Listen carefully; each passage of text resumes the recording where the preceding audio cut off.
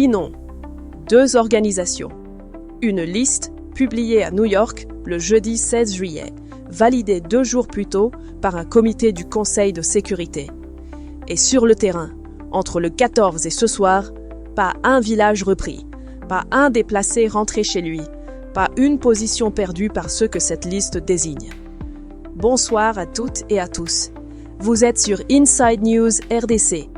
Et ce soir, nous n'allons pas vous raconter ce que vous avez déjà lu partout.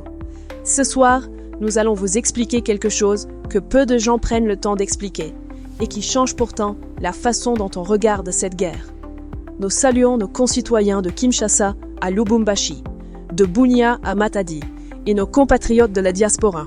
Ces sentinelles qui lisent nos éditions à distance et qui souvent comprennent avant les autres que l'annonce d'une victoire n'est pas une victoire.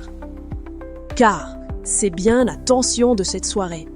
Quand une capitale étrangère inscrit un nom sur un registre, notre pays gagne-t-il quelque chose?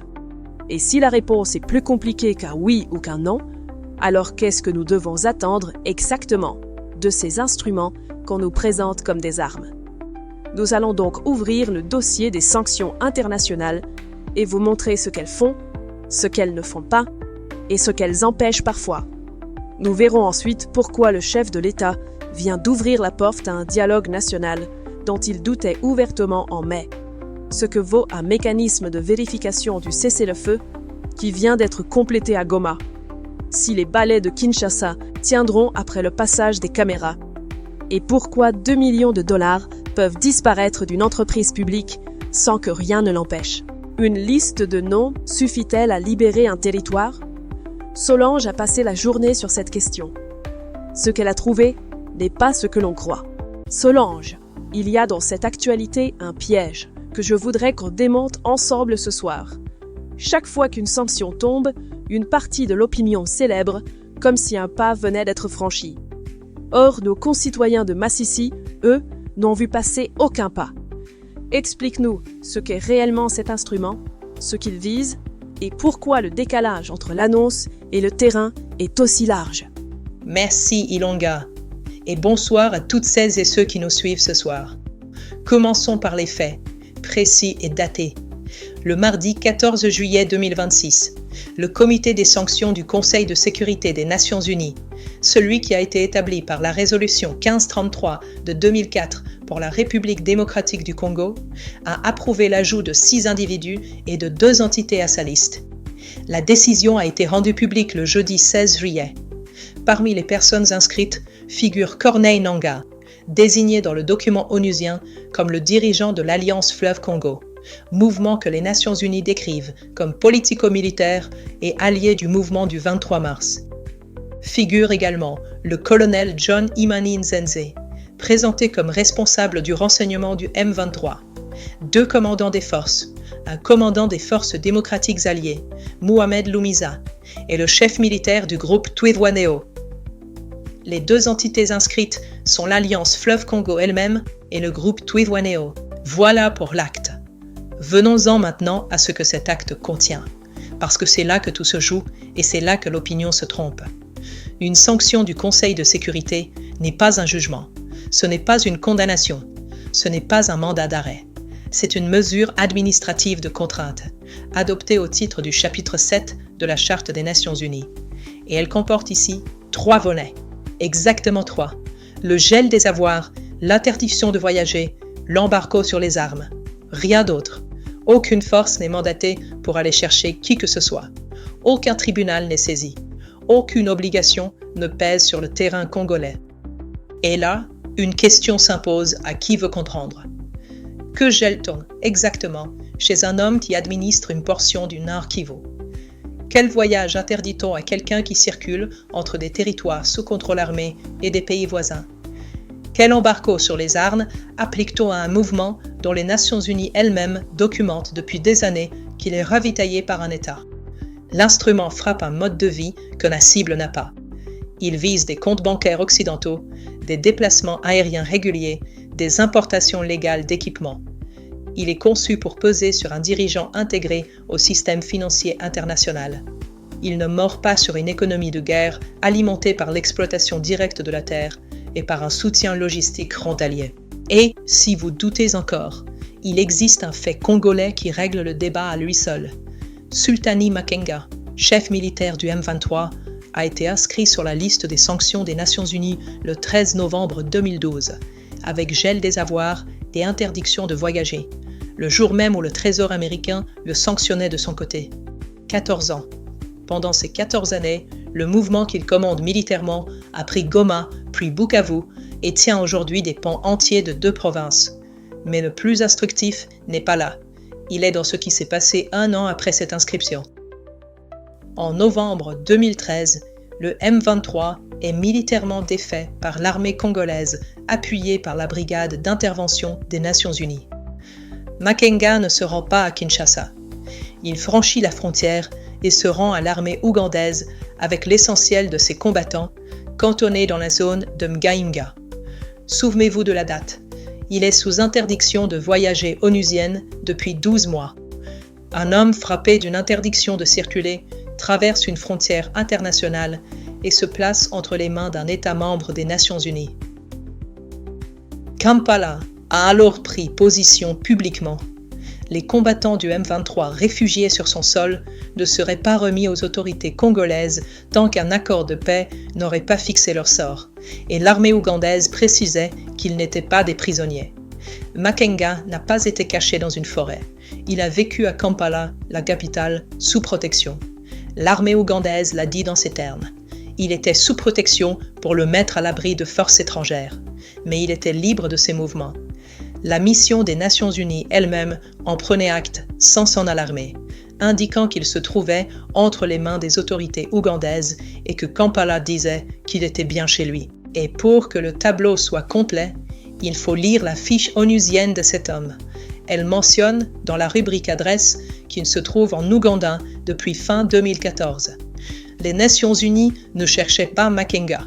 Elles savaient où il était. Elles l'avaient écrit dans leur propre liste de sanctions. Puis, en 2017, l'armée ougandaise a annoncé qu'il avait quitté le pays après l'évasion de 60 de ses hommes d'une base militaire, ajoutant qu'elle ignorait où il se trouvait et qu'elle en avait informé le gouvernement congolais. Voilà ce que vaut une interdiction de voyager, non pas parce que le texte est mal écrit, mais parce qu'un État membre a choisi de ne pas l'appliquer. Et cet État, l'Ouganda, n'est pas un tiers lointain dans notre affaire. Il a hébergé les pourparlers de Kampala. Il conduit aujourd'hui l'opération Shuja sur notre sol.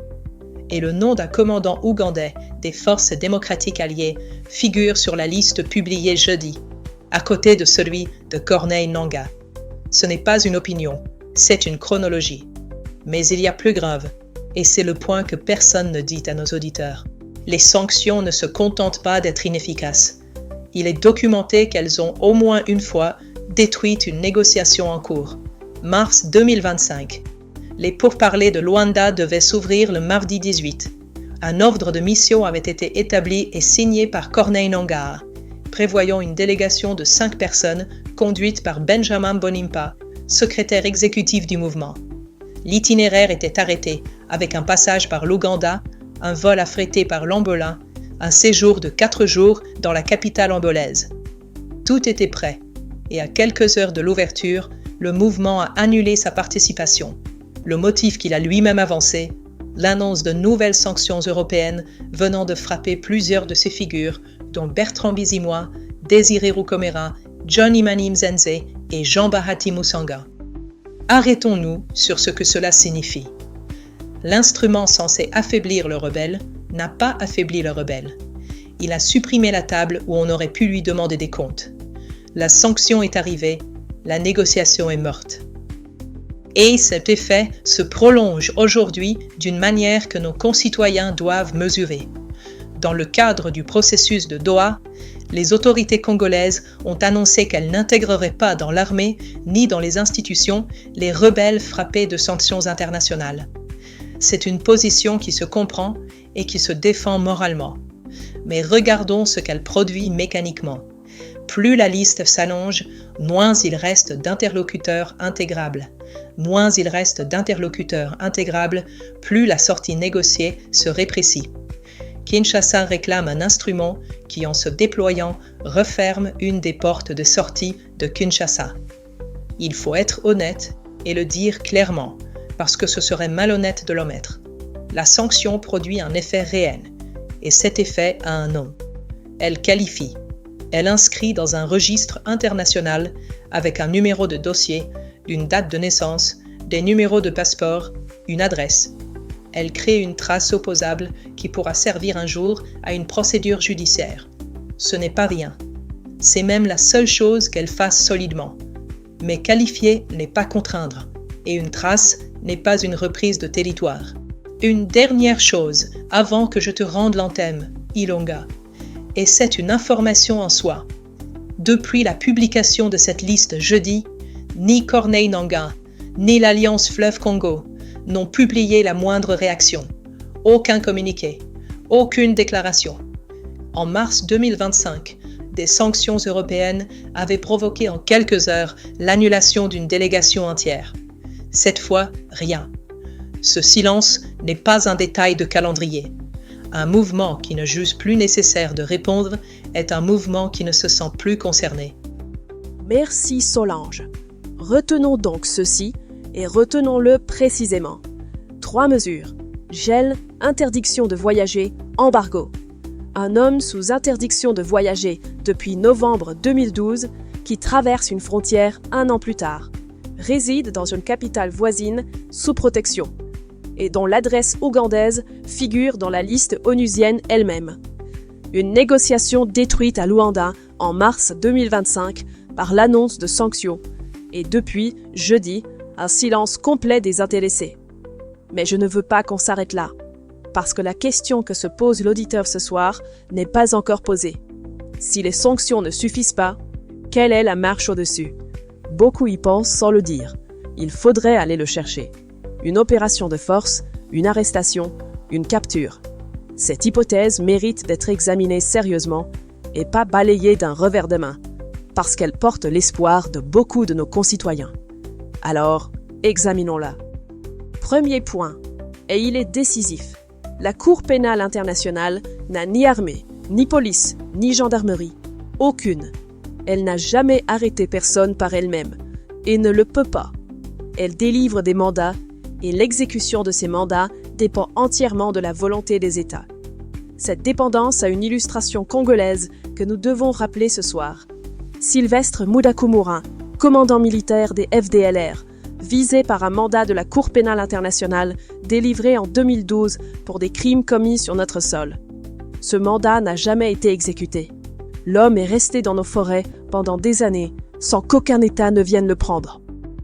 Le deuxième point, un mandat existe déjà contre Corneille Nangaa et il est congolais. La justice militaire de notre pays l'a condamné à mort par contumace pour trahison, insurrection et crimes de guerre. Et un tribunal militaire a de nouveau ordonné son arrestation en février 2025. Notre pays n'attend donc aucune autorisation extérieure pour vouloir cet homme. Ce qui manque n'est pas le titre juridique. Ce qui manque, c'est la capacité de l'exécuter dans une zone que l'État ne contrôle pas. Or, si l'État contrôlait cette zone, la question de l'arrestation ne se poserait plus, parce que la guerre serait déjà gagnée. C'est le cercle dans lequel se referme toute cette hypothèse. Et le troisième point, et c'est celui qui doit nous occuper vraiment. Corneille Nangaa est congolais, et il n'a jamais commandé une seule unité combattante. Il n'est pas un chef de guerre. Il est le visage politique congolais d'un mouvement dont la force armée obéit à d'autres. C'est d'ailleurs ce que dit l'affiche onusienne publiée jeudi. Elle le désigne comme le dirigeant de l'Alliance Fleuve Congo, mouvement politico-militaire allié au M23. Allié, le mot est dans le document. Alors, supposons l'hypothèse réalisée. Supposons l'homme capturé demain. Que change-t-elle à la chaîne de commandement militaire que les rapports successifs du groupe d'experts des Nations Unies décrivent depuis des années comme partant de l'extérieur de nos frontières? Rien. On aurait retiré une enseigne. La maison reste debout et son propriétaire n'habite pas dedans. Alors la vraie interrogation de ce soir est celle-là, et elle est difficile. Peut-on remonter la chaîne? Peut-on juridiquement atteindre celui que Kinshasa et les experts onusiens désignent comme le commanditaire. Sur le plan strictement juridique, la porte n'est pas fermée, et il faut le dire avec précision parce que c'est contre-intuitif. Notre pays est parti au statut de Rome. La Cour pénale internationale possède donc une compétence territoriale sur les crimes commis sur le sol congolais. Et cette compétence s'exerce sur ces crimes, quelle que soit la nationalité de leurs auteurs. Autrement dit, le fait que le Rwanda ne soit pas dans la même position que nous à l'égard de ce traité ne suffit pas, à lui seul, à mettre ses ressortissants hors de portée pour des faits commis chez nous. La porte juridique existe. Ce qui bloque n'est donc pas le droit. Ce qui bloque est ailleurs, et il faut le nommer sans détour. Viser un chef d'État en exercice est une démarche d'une lourdeur politique exceptionnelle, et l'immunité des dirigeants en fonction reste l'un des terrains les plus disputés du droit international. Et par-dessus tout, il y a ce que la semaine écoulée vient de démontrer sans ambiguïté. Car il faut regarder le calendrier de cette semaine en face. Le mercredi 15 juillet, l'ultimatum fixé par la diplomatie américaine au Rwanda pour le retrait de ses forces est arrivé à échéance. Cette échéance avait été posée publiquement le 4 juin par le secrétaire d'État Marco Rubio. Au 15 juillet, aucun retrait des forces de défense rwandaises n'a été officiellement constaté. La société civile du territoire de Masisi, par la voix de son rapporteur général Thénésphore Mitondeke, a rapporté qu'au lieu d'un désengagement, la population constatait des renforts logistiques et une intensification des attaques sur plusieurs lignes de front. Et un élément technique explique cet échec mieux que tous les commentaires. Le dispositif ne prévoyait aucune sanction automatique en cas de non-respect. Une ligne rouge sans mécanisme est une ligne d'encre. Ajoutons ce que l'on oublie trop vite. Des sanctions américaines ont déjà visé, en février, le général James Kabarebe et Lawrence Kanyuka du M23. Puis en mars, la Rwanda Defense Force elle-même et 4 de ses officiers supérieurs. L'armée rwandaise en tant qu'institution a donc déjà été sanctionnée. Aucun désengagement n'a suivi.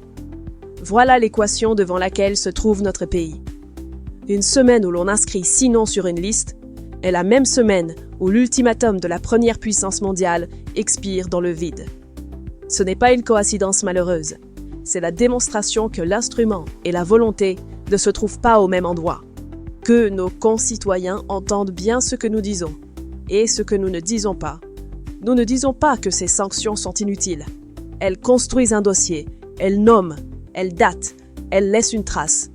Nous disons qu'elles ne sont pas une victoire, ni politique, ni militaire, et qu'aucun peuple au monde n'a jamais recouvré un territoire parce qu'un comité avait gelé des comptes.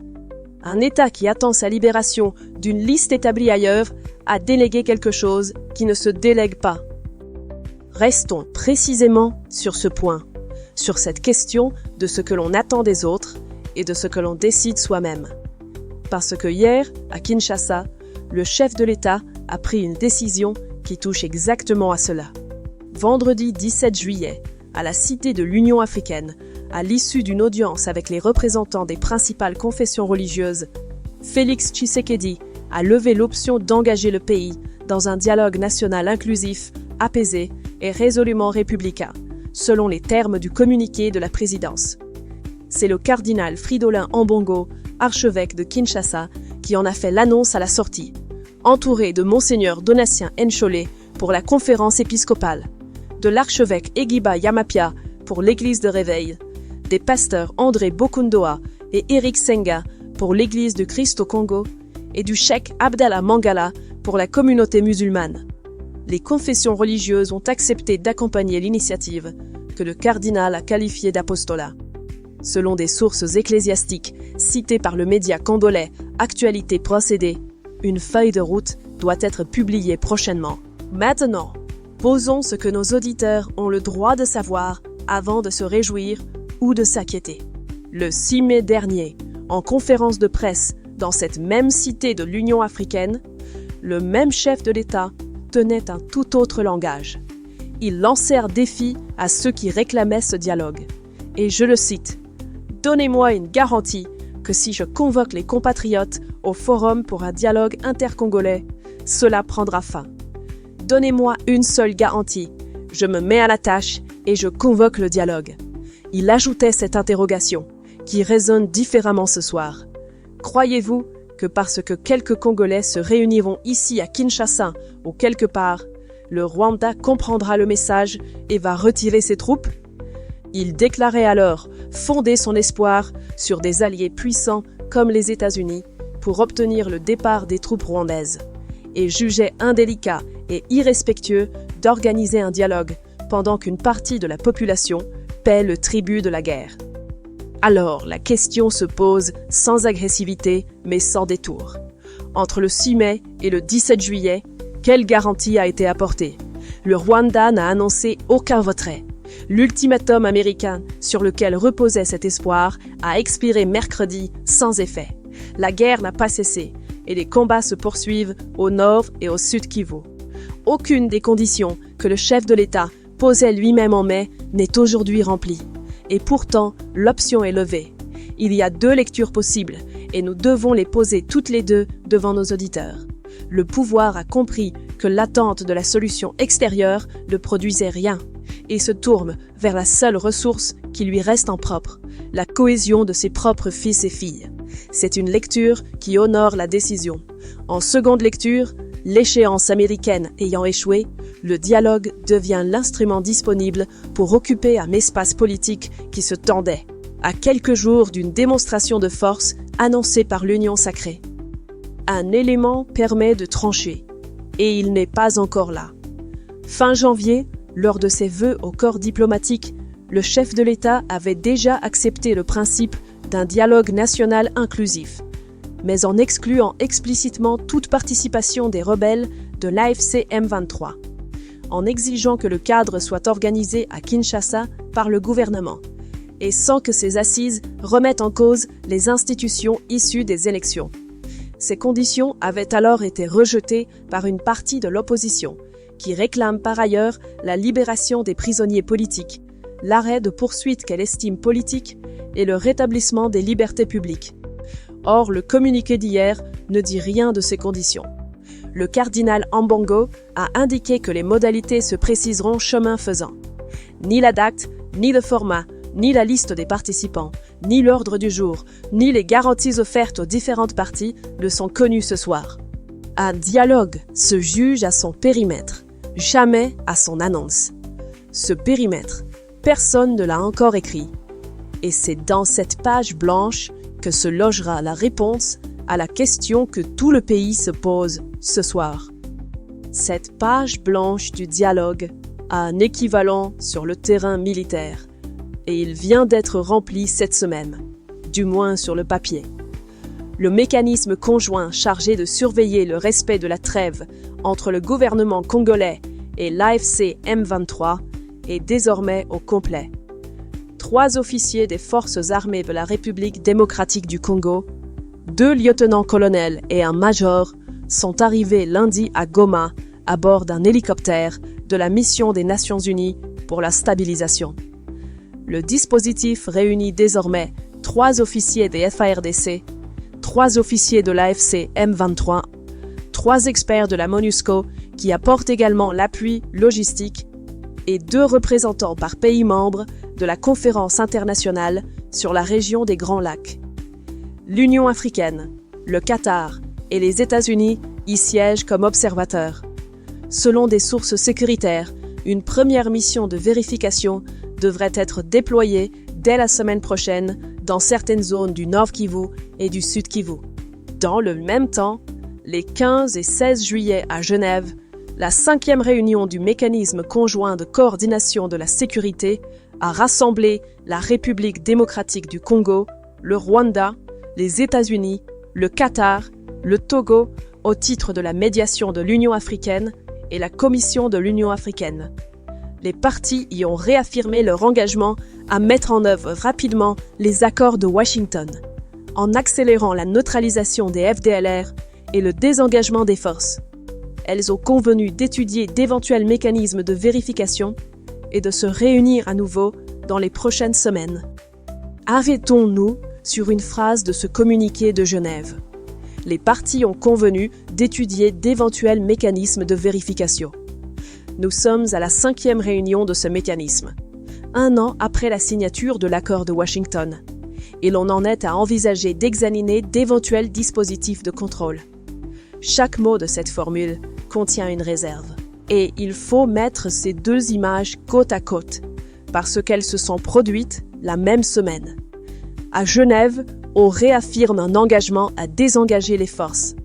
À Goma, on complète une équipe chargée de constater le respect d'un cessez-le-feu. Et pendant ces mêmes jours, l'ultimatum américain expirait sans qu'aucun retrait rwandais ne soit observé, tandis que la société civile de Masisi rapportait l'arrivée de renforts et l'intensification des attaques. Un mécanisme de vérification n'a jamais désarmé personne. Il enregistre. Encore faut-il qu'il ait le droit d'aller où les combats ont lieu, et que ce qu'il enregistre entraîne une conséquence pour celui qui viole. Notons enfin, parce que le vide est une information, que l'échange de détenus prévu dans ce cadre n'a pas été honoré, ni par le gouvernement, ni par l'AFC M23. Le premier engagement concret et vérifiable de ce processus n'a été tenu par aucune des deux parties. Une trêve se mesure au silence des armes, pas au nombre de sièges occupés autour d'une table. La semaine prochaine, cette équipe doit se déployer sur le terrain. Ce déploiement dira, mieux que tous les communiqués, si les deux capitales ont l'intention de jouer ce jeu. Vous l'aurez remarqué depuis le début de cette édition. Une même mécanique traverse tout ce que nous vous racontons ce soir. Une décision est prise quelque part. Elle est annoncée, elle est saluée, et il reste ensuite à savoir ce qu'elle produit dans la vie des gens. Une liste à New York, une option levée à la Cité de l'Union africaine, une équipe complétée à Goma. Cette question ne concerne pas seulement les listes onusiennes et les mécanismes de cessez-le-feu.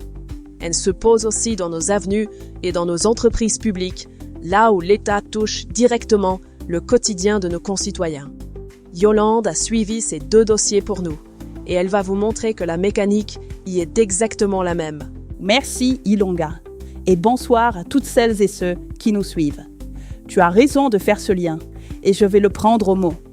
Ce soir, nous avons passé 1 heure à démontrer qu'une annonce n'est pas un résultat. C'est vrai pour un gel d'avoir décidé à New York. Ce que je vais vous raconter maintenant, c'est la même histoire, mais à hauteur d'homme, dans 2 endroits où nos concitoyens peuvent vérifier eux-mêmes. La rue qu'ils empruntent chaque matin et l'entreprise publique qui fait vivre leur ville.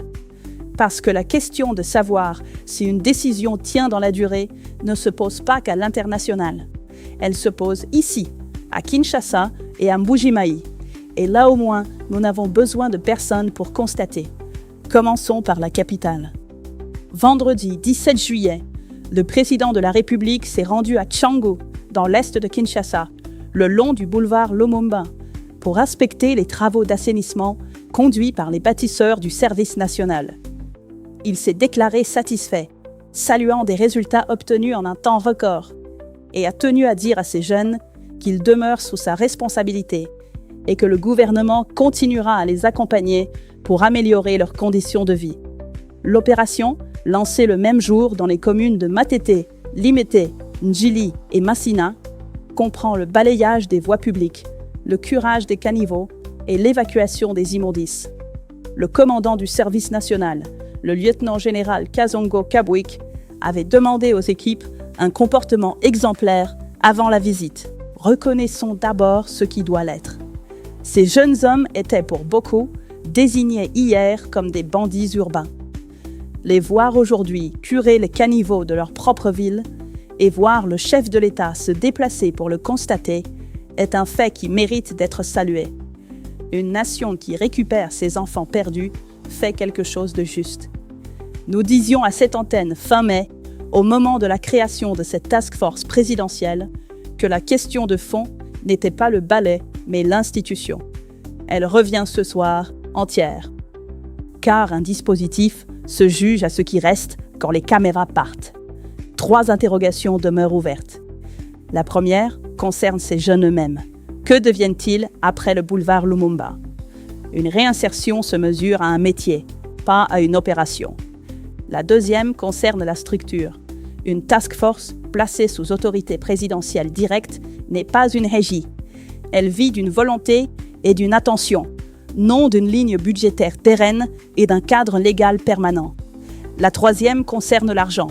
Rien dans les annonces de ces derniers jours n'indique sur quelles ressources durables repose ce dispositif, ni ce que deviennent les entreprises publiques et les services qui ont légalement la charge de la salubrité urbaine et de la voirie, ni quels résultats les partenariats successifs conclus par l'exécutif provincial ont produit pour les montants qui y ont été engagés. Kinshasa a déjà été nettoyé, plusieurs fois, sous plusieurs autorités, avec plusieurs opérations portant plusieurs noms. Ce qui n'a jamais tenu, ce n'est pas l'effort, c'est ce qui devait venir après l'effort. Et cette question de ce qui tient et de ce qui ne tient pas nous conduit à un dernier dossier ce soir, qui touche au cœur de la machine. Commençons par une annonce.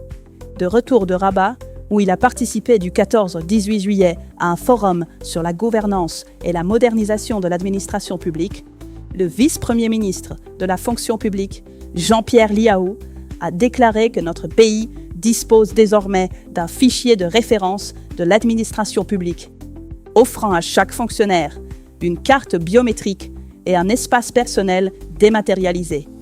Il a annoncé le développement d'une plateforme permettant aux citoyens d'obtenir depuis leur téléphone un acte de naissance ou tout autre document communal. Il a estimé que notre pays a désormais des expériences à partager sur le continent. Gardons cette annonce en tête et regardons maintenant ce qui s'est passé à Mbuji-Mayi. Le conseil d'administration de la minière de Bakwanga a mis en cause le directeur général André Kabaranda Kana, nommé par ordonnance présidentielle le 20 décembre 2023 pour redresser l'entreprise. Réuni en session extraordinaire le 17 juin, il a décidé de transmettre son dossier à la ministre du portefeuille, Julie Mboye-Chiko, en vue d'une exclusion temporaire avec privation de rémunération. Les griefs, portés par une résolution signée du président Jean-Charles Okoto Lolakombe et de 5 autres administrateurs, sont précis. 2 millions de dollars, issus d'une créance de l'entreprise sur l'État, engagée pour l'achat d'engins et de véhicules sans appel d'offres, sans orientation ni approbation du Conseil. Un matériel jugé de mauvaise qualité. Un lot de diamants à l'expédition, attribué à une société qui ne figurait même pas parmi les candidats de l'appel d'offres organisé à Mbuji-Mayi. Un chargement resté bloqué plusieurs mois sans que le prix correspondant ne soit jamais versé. Et la nomination unilatérale d'un directeur technique, alors que l'article 19.6 des statuts réserve cette prérogative au seul conseil d'administration. Maintenant, la question que nos auditeurs posent depuis des années. Pourquoi cela est-il si facile chez nous? La réponse est dans le rapprochement de ces deux informations, et elle tient en une phrase. On numérise l'agent, on ne numérise pas la dépense. Un fichier biométrique sait qui est fonctionnaire, où il travaille et depuis quand. Il ne sait pas où va l'argent. Il n'aurait empêché aucun des faits reprochés à Mbuji-Mayi, parce qu'aucun de ces faits ne portait sur l'identité de qui que ce soit. Ils portaient tous sur une chaîne de dépenses sans trace opposable. Un engagement sans mise en concurrence. Une attribution hors procédure. Un chargement livré sans paiement enregistré. Une nomination hors statut. Et ce que nous décrivons là n'a rien qui soit propre à la minière de Bakwanga. C'est le régime commun de nos entreprises publiques et de nos établissements de l'État. La GECAMINE, la SNCC, la SNEL, la Régie des eaux, l'Office des routes, nos régies financières, toutes fonctionnent sur la même architecture. Des organes qui délibèrent, des statuts qui répartissent les compétences, une tutelle qui surveille de loin, et entre les deux, une dépense que rien n'oblige à laisser une trace vérifiable au moment où elle est engagée. Le contrôle arrive toujours après. Quand il arrive, et il arrive par le conflit entre dirigeants, plutôt que par un mécanisme automatique, tant que le contrôle portera sur les personnes et non sur les flux, dans l'ensemble de nos entreprises publiques et pas seulement dans celles-ci. la porte restera ouverte. Mbujimai, avec son entreprise créée en 1961, qui n'a jamais retrouvé ses années fastes, entre dans une crise de gouvernance de peu. Il faut aussi noter le calendrier, parce qu'il dit quelque chose. Les faits ont été examinés le 17 juin. Ils remontent au Conseil, puis à la tutelle. 1 mois s'est écoulé avant que le pays en soit informé. Nous ouvrirons dans les prochains jours un dossier complet sur la corruption dans notre pays, sur ses mécanismes réels et sur ce qui la rend possible année après année, quel que soit le régime en place. Ce que la MIBA nous montre ce soir n'est pas une affaire, c'est un échantillon. Une administration moderne sait aujourd'hui reconnaître le visage de chacun de ses agents. Elle ne sait toujours pas suivre $1 de la caisse publique jusqu'à sa destination. Voilà ce que ces 2 dossiers avaient à nous dire. Ilunga, je te rends l'antenne. Merci Yolande.